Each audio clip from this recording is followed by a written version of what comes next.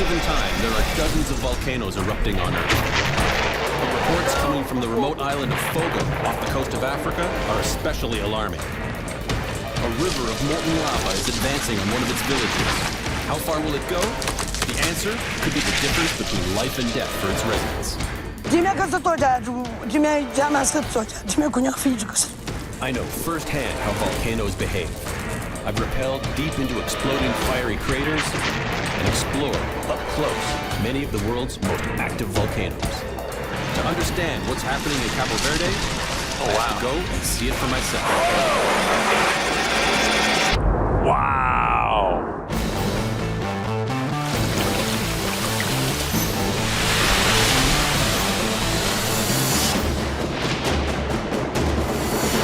I'm on my way to Cabo Verde, cluster of 10 volcanic islands off the coast of West Africa. Santiago is the largest of the islands. From there, I'll travel to the island of Fogo, where its namesake volcano is erupting furiously. The last eruption on Fogo happened in 1995.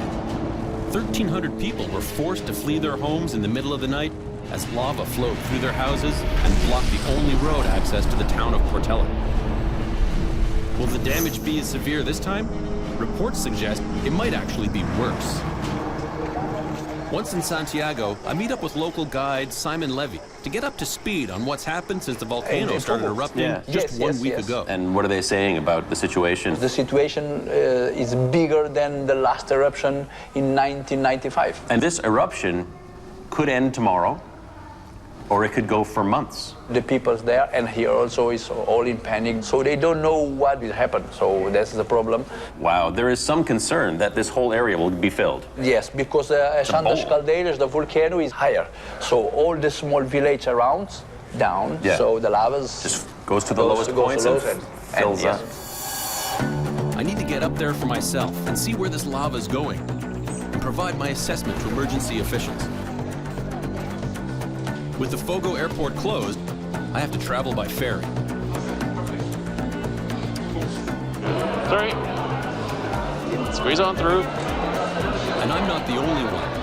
Emergency aid workers are also making their way to the island. Looks like we're starting to line up now. The people that are evacuating from Fogo are just getting off of the ferry now, and hopefully soon, within the hour, I'll be on the boat and on my way. Hopefully.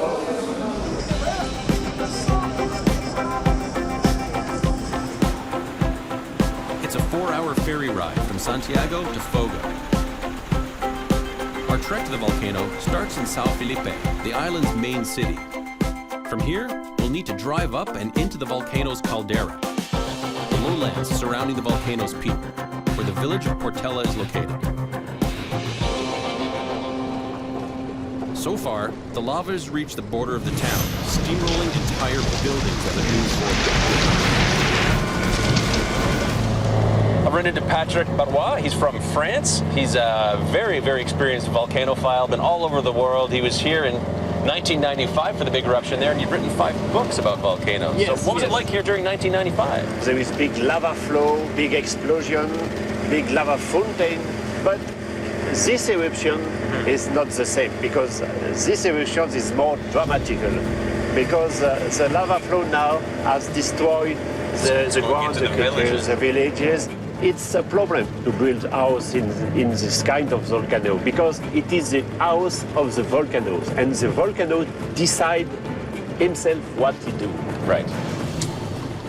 People that build in there, they're basically building on the volcano's land, the volcano's property, and they're living on borrowed time by building in there.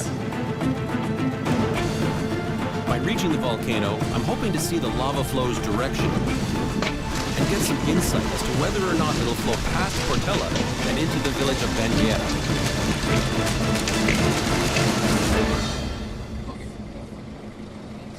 It doesn't take long to hit roadblock number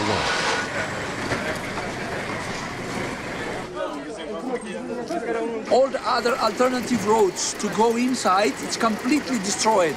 So that's the reason they stopped, because Portella village is completely covered with the lavas at the moment.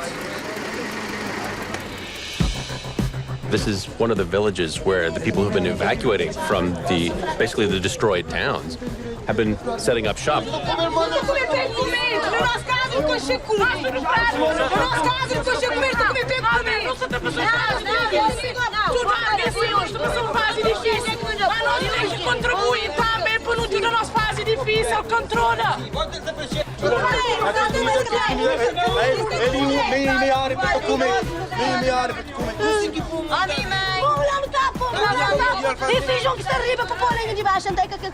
Things are getting a little heated here.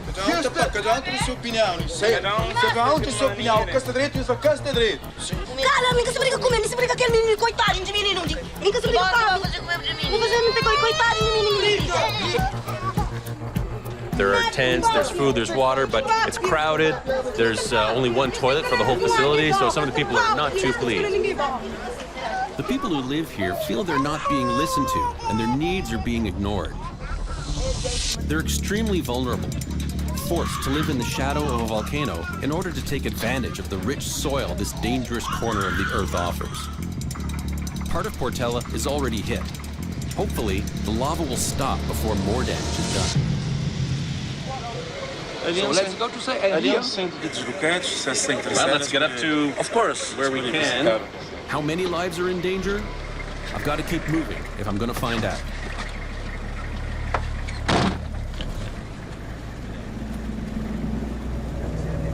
Visibility is so bad, can't see anything. As the volcano is erupting, it's releasing carbon dioxide and sulfur dioxide into the atmosphere. While these emissions don't have a huge impact on climate change, the combination of these gases can be lethal for people, animals, and vegetation. As we head towards Portella, we drive through barren land that until recently was thriving with agriculture, an important part of Fogo's economy. Despite the dangers of growing in close proximity to the volcano, more and more people are settling here because there's nowhere else for them to scratch out a living on the island.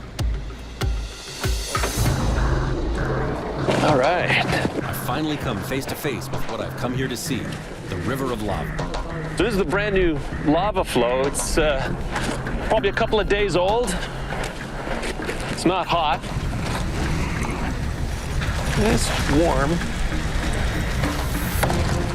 The sky is starting to clear up a little bit, so I'm kind of enthusiastic about that because I can hear the vent. The lava is erupting right now. Well, the peak of the volcano is there, above the cloud, but this eruption was not at the summit. This eruption was actually down a fissure eruption along the flanks on the side. Volcanic fissure eruptions occur in cracks or fractures along the side of a volcano, rather than through the main cone or vent. It's definitely still active. It's hard to hear, but it's definitely going on just behind those clouds. Think of this lava flow as a snake. Anything? The tail is 1.5 miles behind us at the base of the volcano. If this is the body, where's the head? We need to get to the very front of this lava flow. Reports suggest it's in Portella. Let's go. But who knows what we'll find when we get there. Fresh lava, let's go. Lava's moving. It's moving. That's Each 1 hour. Let's do it.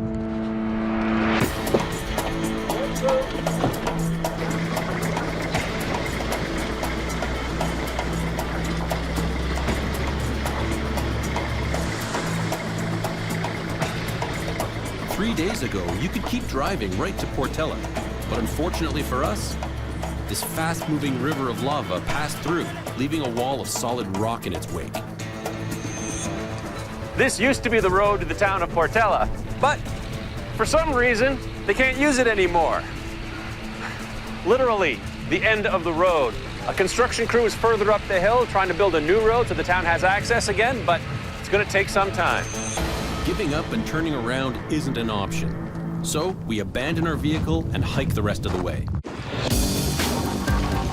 I need to get to the front of Fogo's lava flow for a sense of where it's going next. We had to abandon the car because this road is not safe anymore to take a car onto because it could disappear very, very quickly. Right now, we're at the base of the volcano. The molten lava is flowing from its side and traveling right into town. It's a huge threat to everyone who lives there. I'm actually at the point where this lava flow is actually on top of the old lava flow from 1995. So you got stacked flows together. and there's pieces tumbling down here. This whole thing is moving. When a volcano erupts, all that lava, along with ash, rock fragments, and gases, are ejected into the atmosphere. While the gases will eventually dissipate, the volcanic material will settle and cool on the ground. Eventually, that material will break down and become young, fertile soil, containing many of the same elements found in commercial fertilizers. This can take anywhere from a decade to 100 years. Climate is the single most important factor for soil development. Tropical climates, like Cabo Verde's, help speed up this process.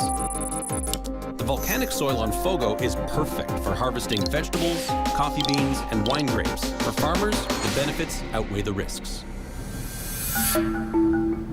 Finally, we've made it to Portella, or what's left of it. Until a few days ago, this whole area was covered in vineyards, producing export-quality wine. But the eruption has completely buried the most lucrative vineyards. Now, all that's left is a field of lava and a few drops of wine. Some Fogo wine.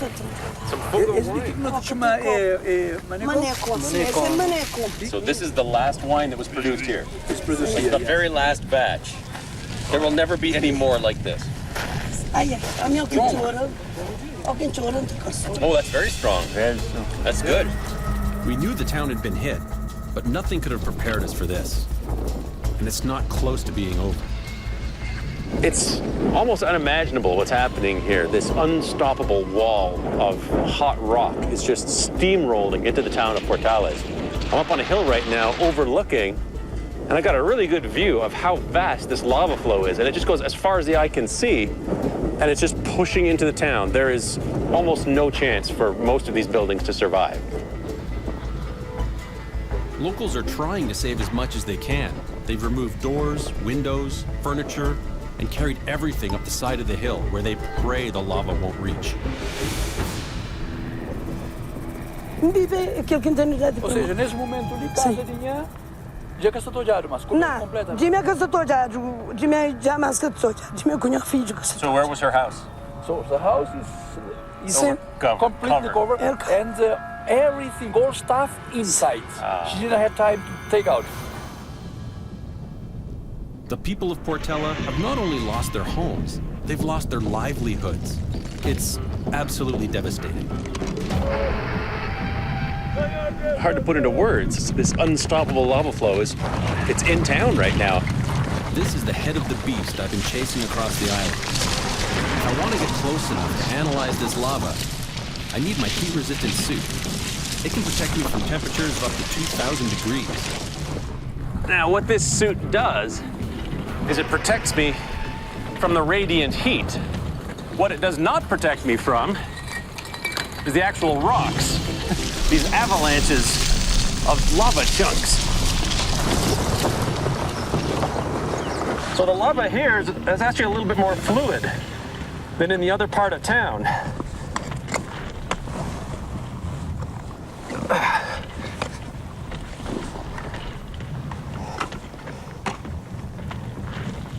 As soon as I touch my hammer to the lava, it just immediately bursts into flames.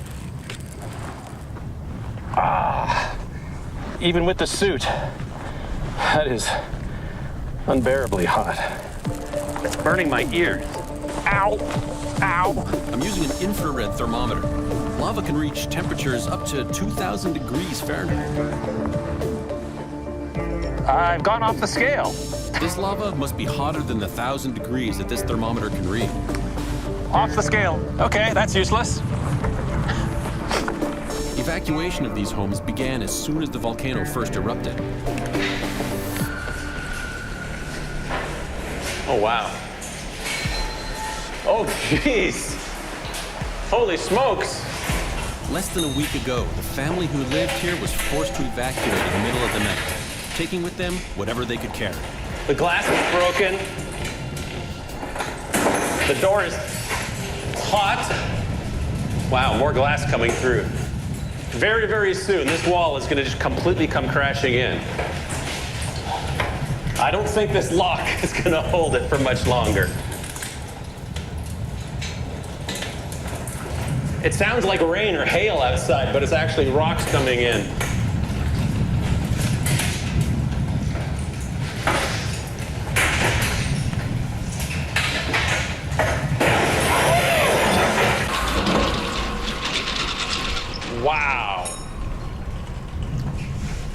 That was something.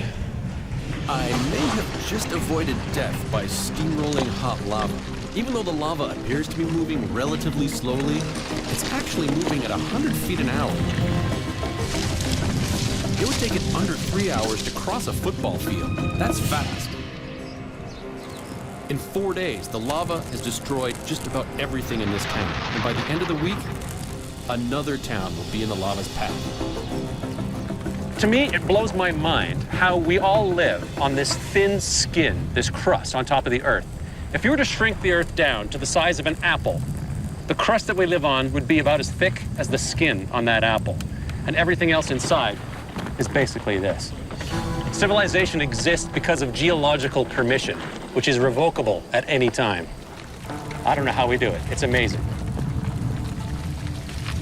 It's the reason volcanoes are so closely monitored.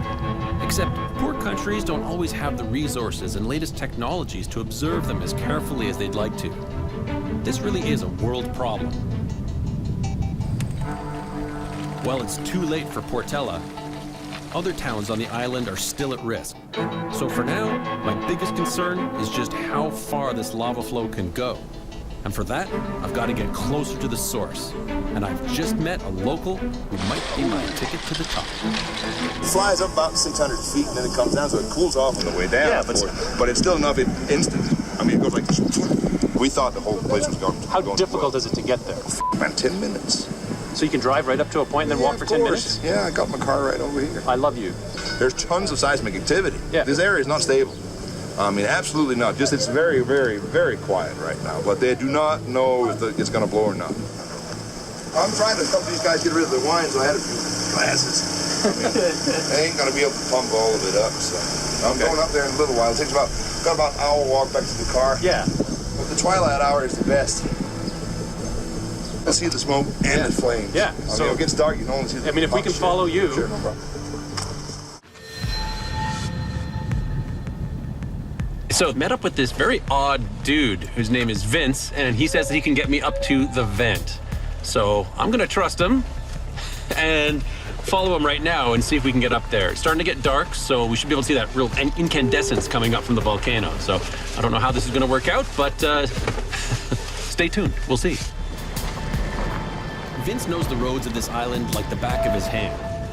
He usually leads fishing charters, but tonight, he's guiding us as close to the eruption as possible. Then, we'll have to hike the rest of the way. Hopefully, getting this close to the source will get me the answers I'm looking for. Now that night has fallen, I can clearly see that there's almost continuous explosions going on the flank of the volcano. There's actually two very vigorous vents and a lava flow coming down the side. It's a little hard to see still, but that just means I have to get a bit closer. All right, folks. The really big lava flow, that's what's heading down into the towns.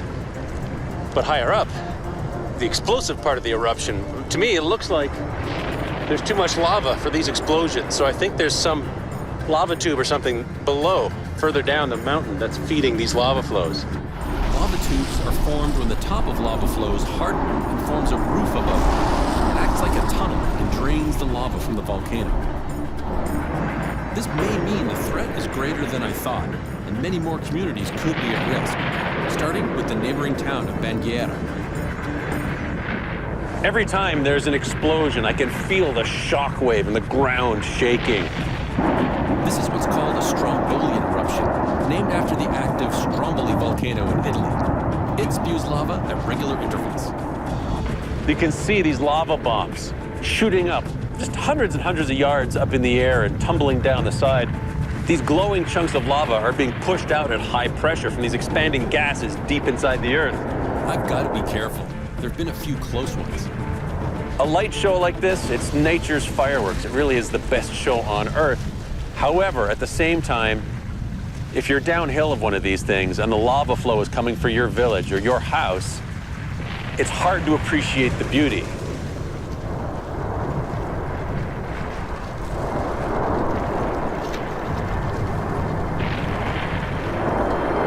Since the volcano first erupted 10 days ago, more than 1,000 people have fled their homes. Entire communities lost under hardened lava. Let me tell you, what a difference a day makes. Yesterday, I was inside this building as the lava flow came crashing through the door. Today, the entire building is completely destroyed by this lava flow. The good news is that it has stopped, for now. I can still hear in the distance the volcano erupting, so it could restart at any time. We don't know exactly what the future is going to hold for this town. The economic impact is enormous. Destroyed homes, lost livelihoods, less land available for agriculture. Many of the refugees will not be coming back. But fast forward 10, 20, 30 years from now, and this land will once again offer up the nutrient-rich soil that will attract a new wave of farmers. So, despite the risk of future eruptions, the people of Fogo will eventually rebuild their communities within the caldera. It is, after all, the only option they have. Within months of leaving the island, we get word that the volcano continued to erupt, and as feared, destroyed the neighboring town of Vineyards. Months after the first eruption, it's not showing any signs of stopping.